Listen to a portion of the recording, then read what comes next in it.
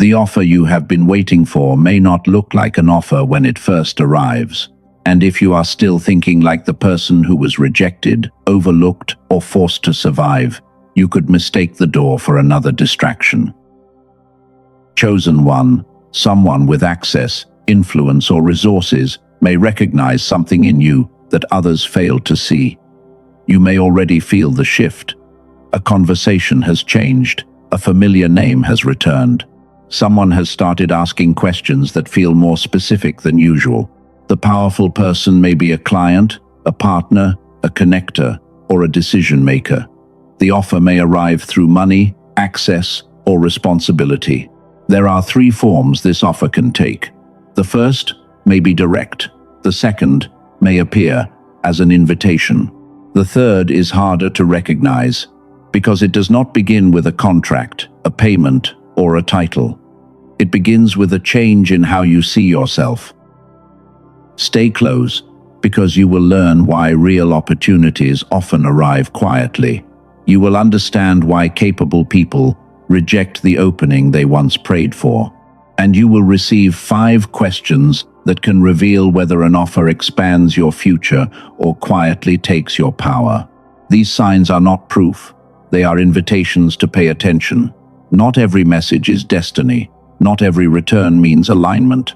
But when several unusual moments point toward the same skill, problem, or direction, you should not ignore the pattern too quickly.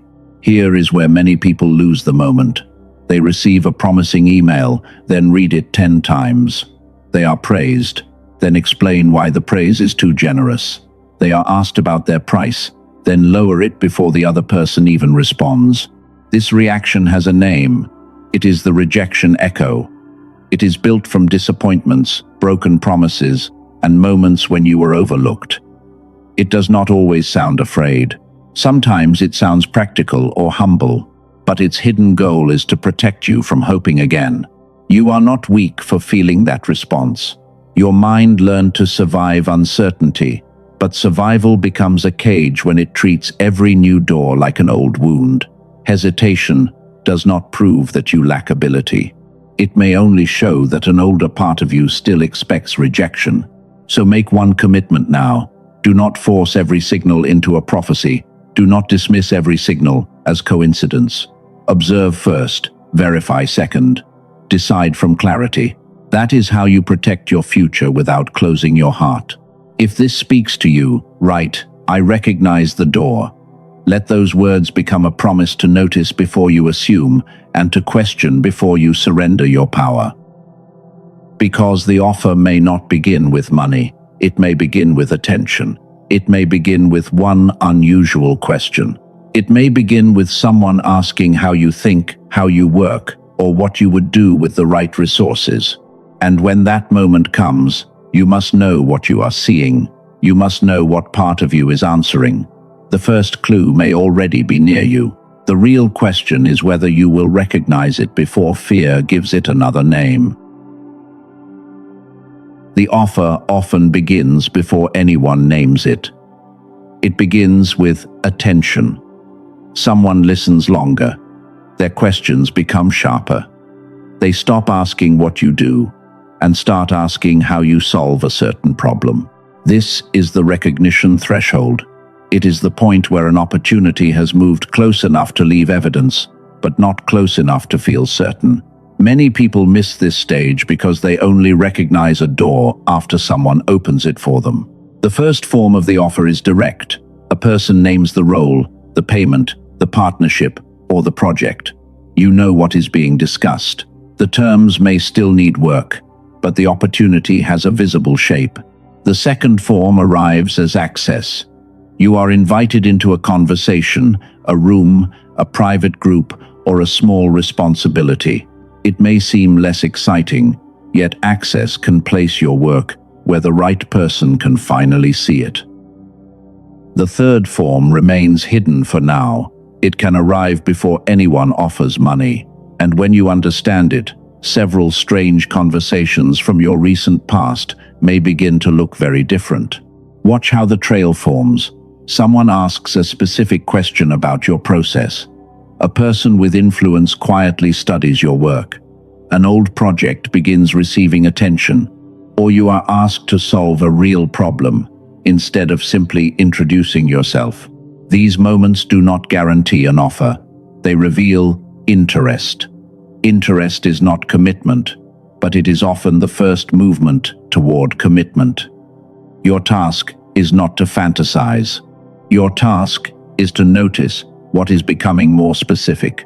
Discernment means noticing a pattern without turning every pattern into destiny. You may have believed nothing was happening because no contract had arrived, but an opportunity is often forming long before the final offer becomes visible. Attention comes first, testing often comes second, commitment comes later. This is the first breakthrough. The absence of a finished offer does not mean the process has not begun. Review the last 30 days. Think about 3 conversations that felt unusual. What did people ask about? What problem kept appearing? Which part of your experience received more attention? Do not invent meaning. Simply collect the evidence. Imagine receiving a simple message tomorrow. The sender asks for a short call. In the past, you might have ignored it. Now, you pause. You study the pattern. You prepare 3 clear points before you answer. If this is the shift you are ready to make, write, "I will notice before I assume." Let that sentence remind you that observation comes before interpretation, and verification comes before commitment. The offer may be closer than it appears, but capable people often miss it for another reason. They do not only doubt the opportunity, they doubt the version of themselves that the opportunity seems to require. That doubt can sound intelligent. It can create endless questions, delays, and explanations. Yet beneath those thoughts, an older memory may be trying to protect you from disappointment. Before we reveal the third form, we must face the voice that speaks whenever something good becomes possible. Why does a promising moment feel dangerous to someone who has waited so long to receive it? A promising moment can feel dangerous when your nervous system remembers what your mind wants to forget. You see the opportunity, you feel the pull, then another voice enters and begins listing every reason the moment cannot be trusted. This is the rejection echo. It is not simple fear. It is the emotional memory of being overlooked, dismissed, used, or promised, something that never arrived. The past speaks through the present, and it often speaks with confidence. The rejection echo does not always sound frightened. Sometimes it sounds practical. Sometimes it sounds humble. Sometimes it tells you to wait until you are more prepared, more qualified, or more certain. But the result is always delay. Discernment creates clear questions. Fear creates endless scenarios. Discernment asks what information is missing. Fear asks how quickly everything could collapse. One leads toward evidence. The other keeps you trapped inside prediction. This is why overthinking is not always wisdom. Sometimes it is protection. Your mind may be trying to prevent another wound by refusing to trust any new possibility. It believes disappointment can be avoided if hope is never allowed to grow. Here is the second breakthrough. Delay is not always intuition. Silence is not always peace. And hesitation does not automatically mean the offer is wrong. Sometimes hesitation only means the moment touches an old wound. So change the question. Do not ask, what could go wrong? Ask, what do I need to know before I decide? That shift returns you to the present. It gives your mind a task that can produce evidence instead of panic. If you often see the value in others, but struggle to believe in your own, this part is for you. You may have learned to support everyone else while doubting the qualities they already see in you. That pattern can continue until you decide to interrupt it. Chosen one does not mean a person without fear. It means a person who refuses to let fear make every important decision. Courage is not the absence of uncertainty. It is the ability to move carefully while uncertainty is still present. There is another hidden problem. One part of your mind may recognize the opportunity, while another part immediately searches for danger. You feel pulled forward and backward at the same time. This is the beginning of the split signal trap. Later, I will show you a brief, daily, auditory sequence presented for people who feel capable but mentally divided at decisive moments. It does not create an offer. It does not replace judgment. Its purpose is to support greater focus, clarity, and access to creative thinking. You can pause without disappearing. You can ask questions without apologizing. You can take time without sabotaging the opportunity. The goal is not blind confidence. The goal is grounded clarity. The offer may still arrive. The invitation may still open. But your preparation cannot end with waiting. It must include becoming the person who can receive attention without shrinking and possibility without immediately calling it danger. That is where the next step begins. Preparation is not chasing. It is not begging. It is not forcing a timeline. It is building the inner and practical stability required to meet the right opportunity without abandoning yourself. Waiting is not the same as preparation. You can sit beside a closed door for years and still be unready when it opens. Preparation is quieter than chasing, but it is far more active than hope without structure. You do not need to run after every person with influence. You do not need to prove your worth in every room. You need to know what value you bring, what problem you solve, and what conditions allow you to do your best work. Start with your value. Name the skill people repeatedly seek from you. Name the result you help create. If you cannot explain your value clearly, pressure may cause you to speak too much, promise too much, or accept too little. Then gather your evidence. Save the messages, results, examples, and moments that show what you can do. Confidence becomes more stable when it rests on facts. You are not creating a false image. You are remembering what fear often makes you forget. Know your minimum before the conversation begins. Decide what payment, time, support, or freedom you require. A clear boundary protects you from making a permanent decision inside a temporary rush of excitement. Prepare 3 questions. Ask what success looks like. Ask who controls the final decisions. Ask what resources will be available. These questions reveal more than polished praise, because a real opportunity can survive specific examination. Finally, decide what you will not trade away. Do not wait until admiration weakens your judgment. Know which values, responsibilities, and personal limits remain non-negotiable, even when the person across from you has status or power. A powerful person often looks for more than talent. They notice clarity. They notice reliability. They notice whether you can solve a problem without collapsing under pressure, and whether your words remain steady when the conversation becomes important. Picture the call arriving. You have your notes nearby. Your breathing stays calm. You do not rush to fill every silence, because you understand that silence can create space for the other person to reveal what they truly want. You listen first. You ask for details. You do not lower your value before anyone questions it. And when the offer is presented, you thank them, confirm your interest, and request enough time to review the terms carefully. You can say, "Thank you for considering me. I am interested in learning more. Please send the details, expectations, and timeline so I can give you a thoughtful answer." That response is warm, clear, and strong. You do not need perfect confidence. You only need enough clarity to avoid deciding from panic.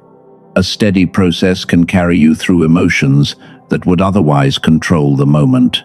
If you are ready to prepare without begging, write, "I prepare without chasing." Let those words remind you that readiness has structure and self-respect has a plan. But preparation alone is not enough. A flattering offer can still reach the deepest hunger inside you, the hunger to be seen after years of being ignored. That hunger can make almost any attention feel sacred. It can make urgency feel like destiny, and it can make control look like commitment when the person offering it knows exactly which wound to touch. There is a kind of offer that looks like a reward, but acts like a test.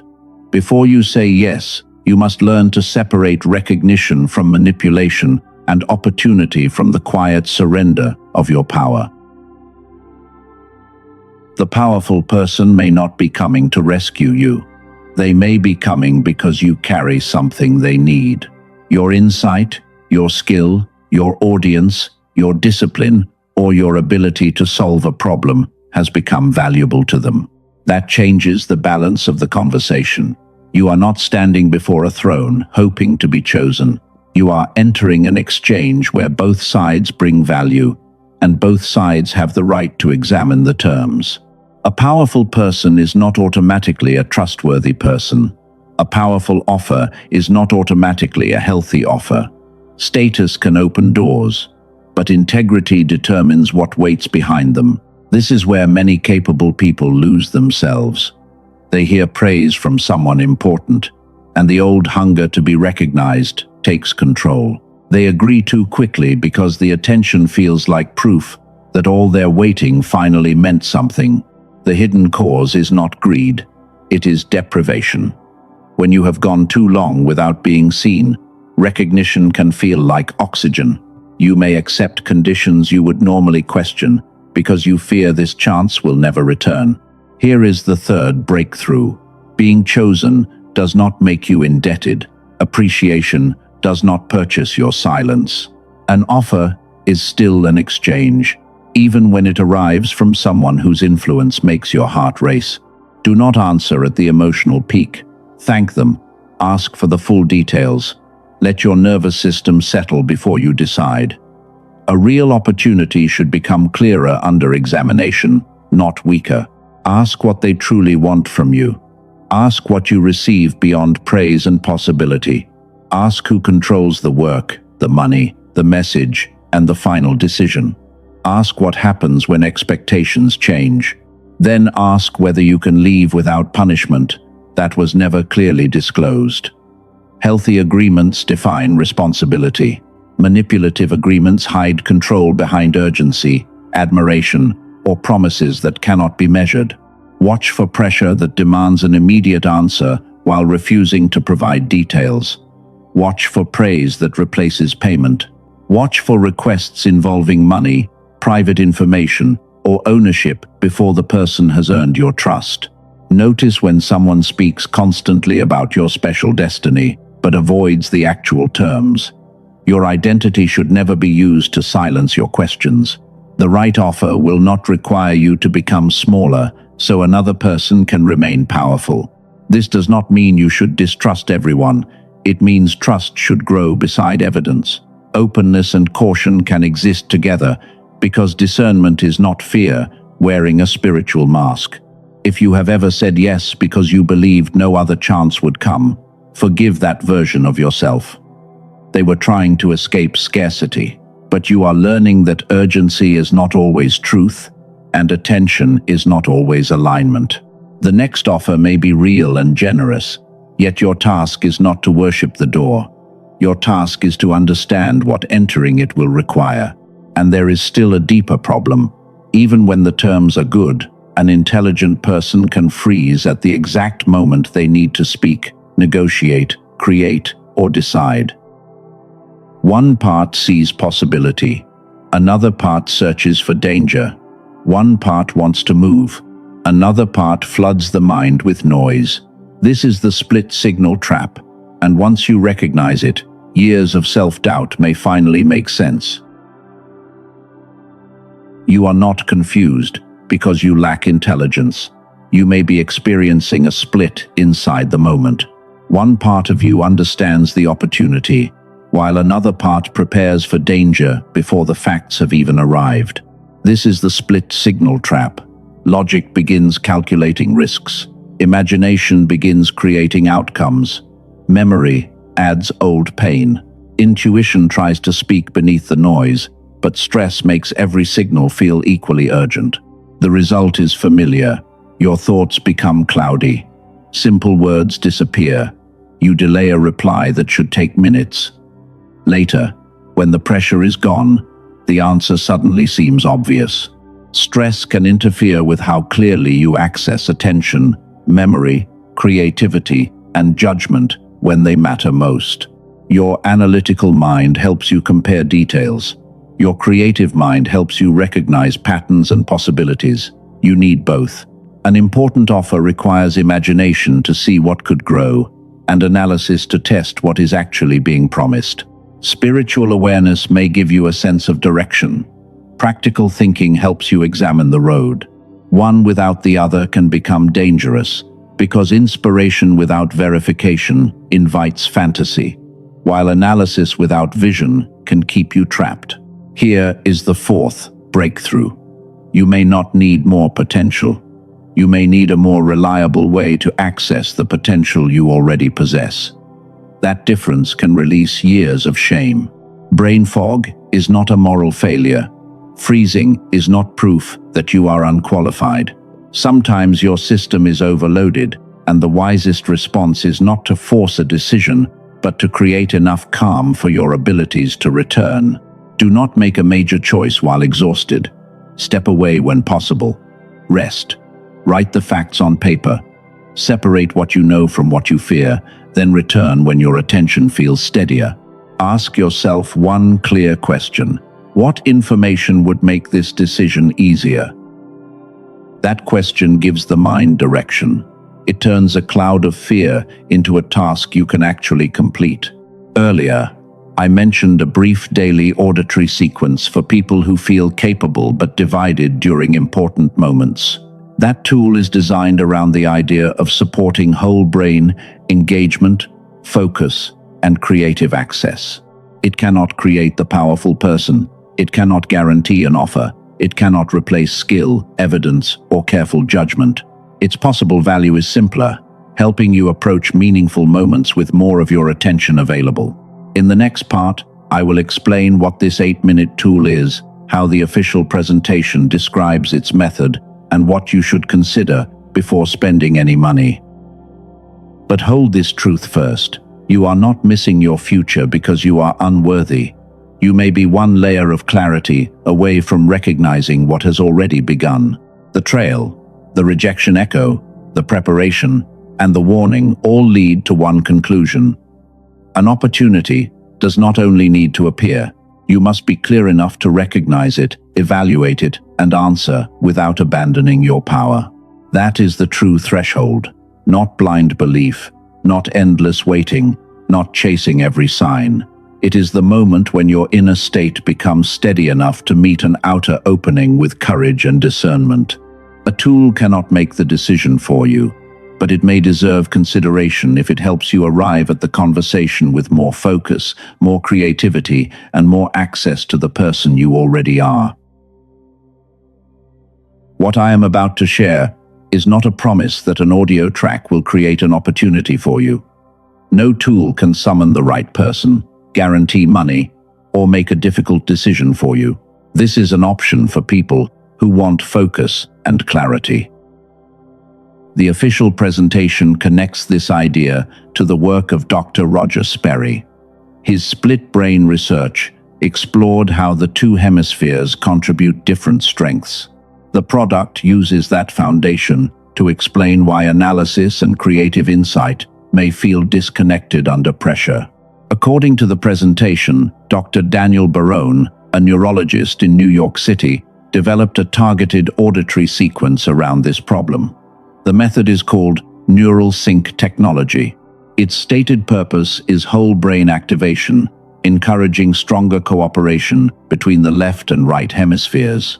That history does not prove one audio will produce the same result for everyone. It also does not mean a Nobel Prize directly validates every product claim. It gives the idea a frame, but your judgment still matters. Before I name the tool, consider two experiences from the official presentation. Lisa, a nurse from San Diego, said long shifts left her feeling as if life was happening to her. After using the sequence, she described feeling calmer and more creative. Matthew, a Shopify owner from Houston, struggled with too many ideas. According to his testimonial, the daily sequence helped him focus on practical ideas instead of remaining scattered. These are personal stories, not guarantees, and your experience may be different. The tool is called the Genius Switch. It is a digital audio track designed as an 8-minute targeted auditory sequence. You put on headphones, close your eyes, relax, and listen once each day. You do not need a mantra, a difficult meditation, or pages of affirmations. You can combine it with yoga or meditation, but that is optional. Missing one day does not mean starting over. You simply return to the routine. This is not for everyone. It is for the chosen one who feels capable but cannot always reach that capability when pressure rises. You are not buying intelligence. You are considering a structured way to support attention, creativity, and abilities you may already possess. The official material says more than 18,456 people have used it. Those figures come from the seller, so treat them as reported claims rather than independent proof. The presentation says colleagues believed the value could be around $500.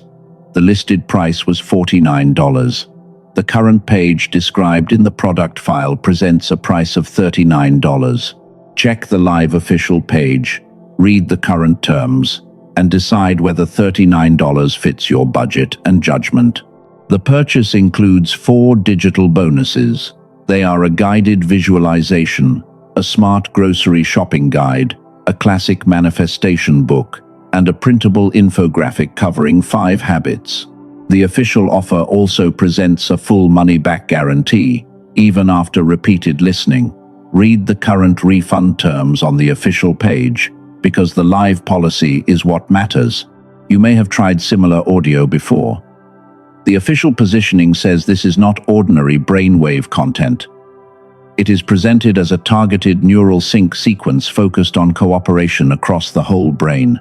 8 minutes is shorter than many routines, but simple does not mean automatic. The audio cannot replace sleep, preparation, skill, evidence, or action. $39 is still real money. Do not shame yourself if it does not fit your budget. Use the free clarity practices from this message, regardless of what you decide.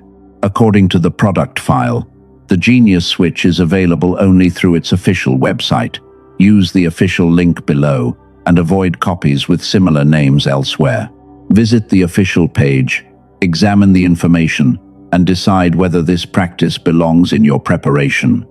Keep using rest, evidence, and clear questions, even if you never buy it. A tool may support clarity. It cannot tell you whether an offer is healthy. The next 5 questions matter, because they turn clarity into a decision that protects your future. Whether you use that tool or not, do not leave without this 5-question test. It can protect you from accepting an offer that sounds exciting but quietly costs more freedom than it gives back. First, ask what is actually being offered. Is it money, a role, access, ownership, visibility, or only attention? A real offer can be described clearly. If the value exists only inside vague praise, you do not yet have enough information. Second, ask what they expect in return. Do they want your time, your ideas, your audience, your data, your loyalty, or control over your work? Hidden expectations become future pressure, so bring them into the light before you agree. Third, ask whether the offer expands or shrinks your agency. Does it give you more choices, stronger skills, and fair participation? Or does it make your future depend entirely on one person who refuses to define their responsibility? Fourth, ask what evidence supports the promise. Look for written terms, resources, history, references, and measurable commitments. Hope may open your attention, but evidence should guide the final decision. Fifth, ask who you become by accepting it. Do you become more honest, capable, and free? Or must you become quieter, smaller, and easier to control in order to remain included? Now picture the moment. Your phone moves across the table. A message appears. Your heartbeat rises before you finish reading, because the name carries influence and the words suggest something important. The older version of you might answer immediately. You might agree before seeing the terms. You might lower your price, hide your concerns, or thank them so intensely that you forget they approached you for a reason. But this time, you breathe, you read again, you write down what is clear and what is missing. Then you ask for the details that allow both hope and judgment to remain in the room. That is how the third form of the offer finally appears. It is not simply a job. It is not only money. It is the invitation to stop living as the person who was rejected and begin presenting your own offer to life. Here is what I can create. Here is the value I bring. Here are the conditions that allow me to deliver it well. And here is what I will no longer accept merely because I am afraid another door will never open. This third form changes everything. You are no longer waiting for a powerful person to define your worth. You are becoming powerful enough to recognize a fair exchange, negotiate with dignity, and leave when the terms require self-betrayal. Should you choose to try the 8-minute audio mentioned earlier, use it as part of a preparation ritual. Do not use it as a replacement for verification, skill, rest, or action. Think of one gifted person who doubts every opportunity. Share this message as a reminder that they still have the right to choose carefully. Stay through the final words. The closing declaration is not designed to make an offer appear. It is designed to ensure that when the door opens, the frightened version of you is no longer the only one answering. The question is no longer whether someone powerful will notice you. The question is which version of you will stand there when they do. Take a slow breath. Let your shoulders fall. Release the pressure to predict every detail of what comes next. You do not need to know the name, the date, or the exact shape of the door before you prepare to meet it. You have learned that attention often comes before an offer. You have seen how the rejection echo can make a new moment feel like an old wound. You have learned that preparation is not chasing, and that recognition never requires the surrender of your power. So return to the center of this message. The opportunity does not only need to appear, you must be able to recognize it, examine it, and answer as the person you are becoming. The powerful person outside you may open a door, but the powerful person within you decides whether that door leads toward growth, dignity, and truth. Now speak these words slowly. I will not confuse delay with rejection. I will not confuse attention with commitment. I will not confuse power with integrity. I will not abandon my discernment simply because I have finally been noticed. I am allowed to ask questions. I am allowed to take time. I am allowed to receive without shrinking. When the right door opens, I will meet it with clarity, dignity, and courage. You are not required to become fearless. You are being invited to become steady. Fear may still speak, but it no longer has to hold the pen when your future is being written. The third offer was never only something another person could give you. It was the offer you make to your own life when you decide to stop negotiating against yourself. This is what it means to receive without surrendering. You can welcome possibility and remain grounded. You can honor intuition and verify the facts. You can feel excitement without allowing excitement to erase your standards. If the 8-minute Genius Switch audio fits your preparation, budget, and personal judgment, the official link is available below. Read the current page and terms before making any decision. Whether you use it or not, the deeper practice begins now. Rest before major choices, gather evidence, name your value, ask what is expected. Write, I receive, without surrendering my power. Let this be your final declaration. Not a demand that the universe obey you, but a promise that you will no longer abandon yourself when possibility arrives. Subscribe if you want more messages that strengthen clarity, discernment, and the courage to move toward your calling with practical action. Share this with someone who needs to remember that being chosen never means becoming powerless. The waiting did not make you worthless. The rejection did not erase your ability. The confusion did not prove that your gift was gone. You were learning how to protect what the next season may require from you. So brace yourself, chosen one, not because someone is coming to save you. Brace yourself because the next opportunity may require you to stand as the person you were becoming all along. You will listen, you will question, you will choose. And whatever answer you give, it will come from the part of you that finally remembers its own authority.